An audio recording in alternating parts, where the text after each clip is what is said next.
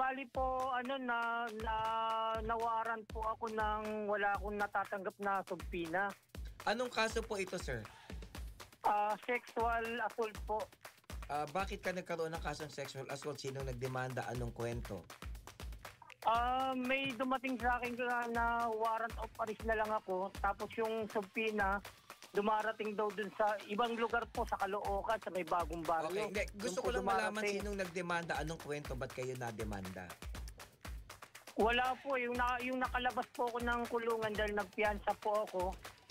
Nag-imbestiga po ako, nalaman ko, walang complaint, walang peke yung mga complainant, saka yung dokumentong ipinasa ng complainant at witness doon sa korte. Okay.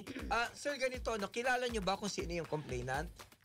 Hindi rin po, hindi ko pong makita yung complainant eh. Okay. Tapos may address naman doon.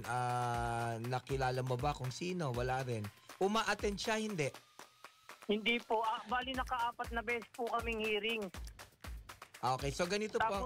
Okay, sige po. Tapos po. Yung binerify ko po kung may dumarating na subpina doon sa lugar na in-address sa akin ng complainant doon kung saan siya Bagong Barrio. Tiningnan ko po doon, walang dumarating na subpina doon. Ang nangyari, may pumunta raw, sabi nung doon sa may record ng Branch 55 Manila, may pumipirma daw doon sa pangalan ko.